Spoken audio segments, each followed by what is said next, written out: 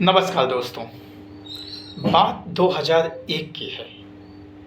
एक पेपर निकलता है जिसका नाम था building better global economic BRICS.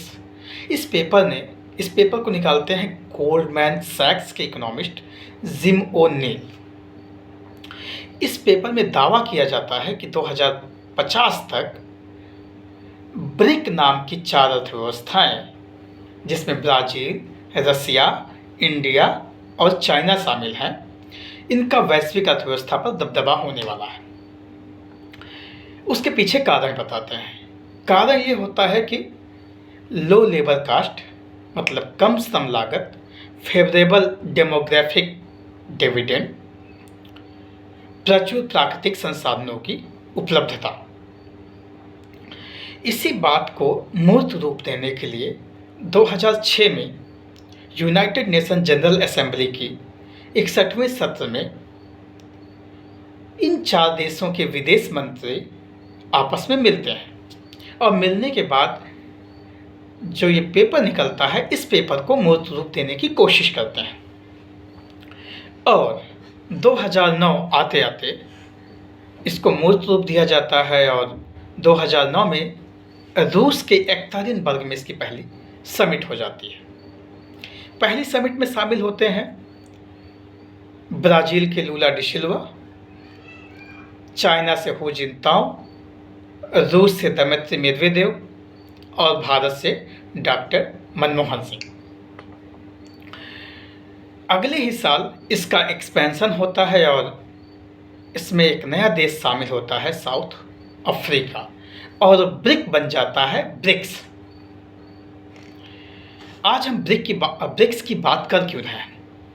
क्योंकि हम सबको पता है कि अभी ब्रिक्स की 15वीं बैठक चल रही है और कोरोना के बाद ये पहली इन पर्सन बैठक हो रही है, जो कि जोहानिसबर्ग दक्षिण अफ्रीका में हो रही है। और इसमें जो शामिल लोग हैं, इसमें फिर बताएंगे कि ब्राज़ील से लूला डी सिल्वा, उनके प्रेसिडेंट, भारत के प्रधानमंत्री नरेंद्र मोदी, दक्षिण अफ्रीका से सिरिल रामाफोसा जो कि होस्ट हैं, चीन से शी जिनपिंग और रूस के president Vladimir Putin in person meeting में न शामिल होकर वीडियो कॉन्फ्रेंसिंग से जुड़ रहे हैं। रूस का प्रतिनिधित्व तो रूस के विदेश मंत्री कर रहे हैं। हम इस संगठन को इतना महत्व क्यों दे रहे हैं? ये संगठन पूरी दुनिया के लिए और भारत के लिए इतना इम्पोर्टेंट क्यों है? दुनिया की 41% जनसंख्या ब्रिक्स देशों में निवास करती है। पहली बात, वैश्विक जीडीपी का 24% इन देशों में पाया जाता है और 16% से ज़्यादा वैश्विक व्यापार में इनकी भागीदारी है। जब ब्रिक्स देश बन रहा था तो इनके जो कुछ प्रमुख उद्देश्य हैं, जो वर्तमान की ब्रिक्स के उद्देश्य हैं, उसमें कुछ महत्वपूर्ण उद्देश्यों के बारे में हम बात करते हैं। जैसा कि पता है कि चारों इमर्जिंग इकॉनमी हैं, दुनिया की सबसे तेज़ी से वृद्धि करने वाली अर्थव्यवस्थाएं हैं, तो सबसे बड़ी बात इनमें आर्थिक सहयोग की है। दूसरा, राजनीतिक संवाद बेहतर करना। तीसरा, ग्लोबल गवर्नेंस को स्थापित करना। चौथा, सांस्कृतिक आदान प्रदान करना। और पांचवा, अवसंरचना, प्रौद्योगिकी और धार्मिक विकास में सहयोग करना। ये तो ब्रिक्स का ऑब्जेक्टिव है फिलहाल अभी का। इसकी उपलब्धियां आज तक क्या रही हैं? यदि उपलब्धियों पर बात की जाए तो 2009 में पहली बैठक हुई, 2010 में इसमें साउथ अफ्रीका शामिल हुआ और ब्रिक्स बनता है। 2014 में एक इसका संस्थान बनता है जिसको हम बोलते हैं ब्रिक्स डेवलपमेंट बैंक या न्यू डेवलपमेंट बैंक। इसका कोर्स होता है $100 यूएस का $100 बिलियन,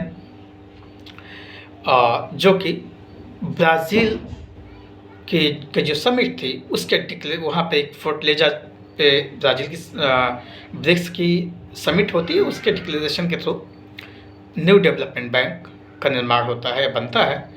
2015 में ही आईएमएफ की तर्ज पर, जैसे कि वहाँ पे कंटिजेंसी रिजर्व फंड होता है, उसी की तर्ज पर ब्रिक्स कंटिजेंट रिजर्व अरेंजमेंट की बात की जाती है। 2016 में ही ब्रिक्स उद्घोषणा, जो कि जलवायु परिवर्तन पर होती है, उस पर हस्ताक्षर करते हैं। और 2021 में, जो कि ये समिट वीडियो कॉन्फ्रेंस के थ्रू हुआ था, जिसकी अगुवाई भारत ने की थी, इसमें जो सस्टेनेबल डेवलपमेंट है उसके लिए ब्रिक्स की पार्टनरशिप की शुरुआत की जाती है। अब ब्रिक्स में शामिल देशों की प्राथमिकताएं क्या है? ब्रिक्स विभिन्न देशों के लिए महत्वपूर्ण क्यों है, जो इसके सदस्य देश हैं? सबसे बड़ी बात, इसमें 5 देश शामिल हैं, पांचों की अपनी अपनी प्राथमिकताएं हैं। जैसे भारत की प्राथमिकता है कि वैश्विक नेतृत्व की महत्वाकांक्षा है और वैश्विक नेतृत्व करने की चाहत है, एक बात। और दूसरा, आर्थिक समृद्धि व व्यापार में तीव्रता लाना है। रूस की प्राथमिकता है कि जो पश्चिमी प्रतिबंध रूस के ऊपर लगे हुए हैं, जिसके कारण उनका व्यापार प्रभावित हो रहा है, उसको कैसे काउंटर बैलेंस किया जाए। दक्षिण अफ्रीका की जो चाहत है वो है अफ्रीकी महाद्वीप में नेतृत्व करना। चीन चाहता है कि ब्रिक्स के सदस्यों में और वृद्धि हो, और जो नए सदस्य हैं उसमें चाइना का प्रभाव। ब्राज़ील चाहता है कि वैश्विक अर्थव्यवस्था में ब्रिक्स का एक अपना महत्वपूर्ण योगदान हो और ब्राज़ील को इसमें महत्वपूर्ण आवाज़ हो, और दूसरा, घरेलू अर्थव्यवस्था को मजबूत करना चाहता है। अभी जो ब्रिक्स 2023 चल रहा है जोहानिसबर्ग में, उसकी थीम क्या है?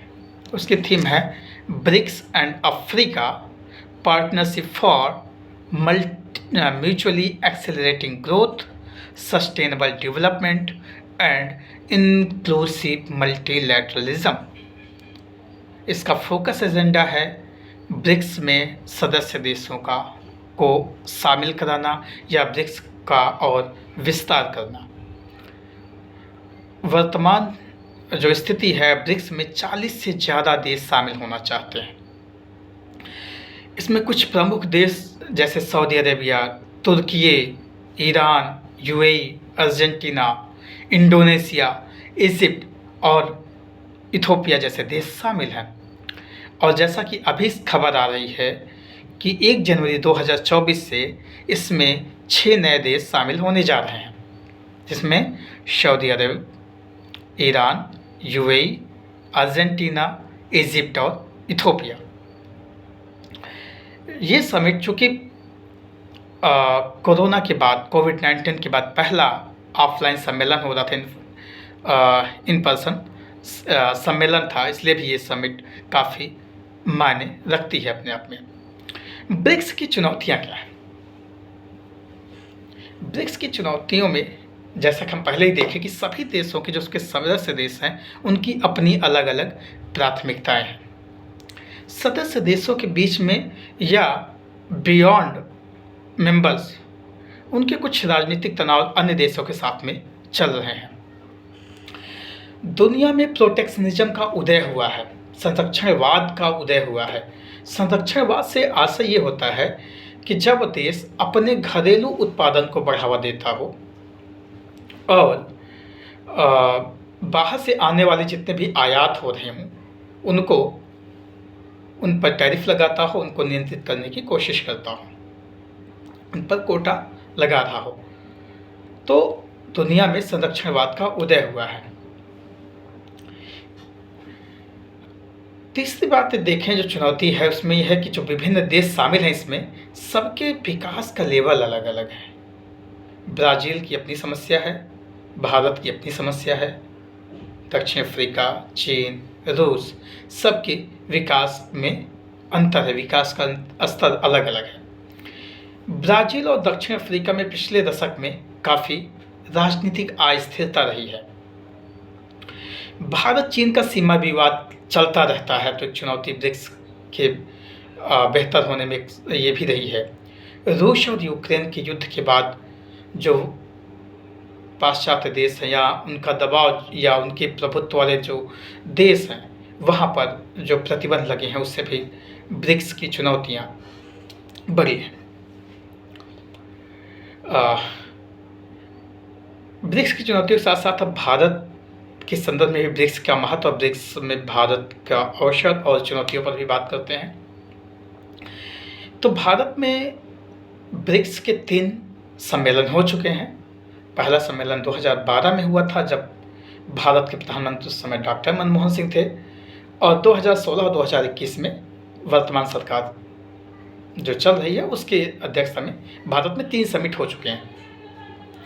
2021 का समिट वीडियो कॉन्फ्रेंसिंग के थ्रू हुआ था, चूँकि दुनिया कोरोना से जूझ रही थी। अब भारत की चुनौतियों के बारे में देखें तो विदेश नीति के स्तर पर रूस और चाइना और यूएसए के मध्य जो 2 ब्लॉक्स हैं, उनके बीच में संतुलन स्थापित करना एक बड़ी चुनौती है। दूसरी बात यह है कि चीन का पूरी दुनिया में, चाहे वो अफ्रीकन कंट्रीज़ हों या दक्षिण अमेरिका की कंट्री हो, लैटिन अमेरिका कंट्री, वहाँ पे राजनीतिक और आर्थिक दोनों का प्रभाव में वृद्धि हो रही है। तो वही भारत के लिए एक चुनौती की बात है। जैसे कि one belt one road initiatives ना, और RCEP, इन सब में चीन का जो आर्थिक और राजनीतिक प्रभाव में वृद्धि हो रही है, वो भारत के लिए एक चुनौती बन रही है। और ब्रिक्स का इंस्टीट्यूशनलाइज ना हो पाना एक बड़ी चुनौती रही है। लेकिन सिर्फ चुनौतियाँ ही हैं क्या? तो चुनौतियों के साथ में भारत के लिए कुछ अवसर भी हैं, जिसमें ब्रिक्स सदस्य देशों के मध्य में भारत ने व्यापार और निवेश में काफ़ी वृद्धि की है। हमने कई सारे जॉइंट वेंचर का निर्माण किया है। साथ में हम टेररिज्म पे काफ़ी हेल्प कर रहे हैं, मदद कर रहे हैं, कोऑपरेट कर रहे हैं एक दूसरे के साथ में। गरीबी उन्मूलन और जलवायु परिवर्तन की जो बेहतरीन पहले हैं, उनको आपस में हम शेयर कर रहे हैं, बेस्ट प्रैक्टिसेस को शेयर कर रहे हैं। तो ये भारत के लिए अवसर है। ब्रिक्स में आगे क्या किया जा सकता है, हमको ब्रिक्स में क्या करना चाहिए? तो सबसे बड़ी बात कि जिसकी मांग भारत हमेशा से कर रहा है कि यूनाइटेड नेशन सिक्योरिटी काउंसिल्स में सुधार की वकालत ब्रिक्स के सभी देशों को मिलकर आप करनी चाहिए। जैसा कि चीन हमेशा रोड़ा बनता है, तो चीन को इसके माध्यम से कन्विंस करना चाहिए और यूएनएससी में सुधार में चीन का सहयोग लेने की बात करनी चाहिए। दूसरा, आतंकवाद की फंडिंग और संसाधनों में कटौती के लिए ब्रिक्स देशों के मध्य में परस्पर सहयोग को बढ़ावा देना चाहिए। तीसरी बात कि एसडीजी के लिए जो हमारा सस्टेनेबल डेवलपमेंट गोल है, जो 2030 तक हमको अचीव करना है, उसमें टेक्नोलॉजिकल और जो डिजिटल सॉल्यूशंस हैं उसको सदस्य देशों के मध्य में प्रोत्साहित करना चाहिए, उसमें सहयोग करना चाहिए। और अंतिम बात कि जो ट्रैक 3 डिप्लोमेसी होती है, पीपल टू पीपल कॉन्टैक्ट होता है, उनमें भी आपस में सहयोग का विस्तार करना चाहिए। तो ये था ब्रिक्स। फिर मिलते हैं किसी और आर्थिक, राजनीतिक या दार्शनिक मुद्दों के साथ में। नमस्कार।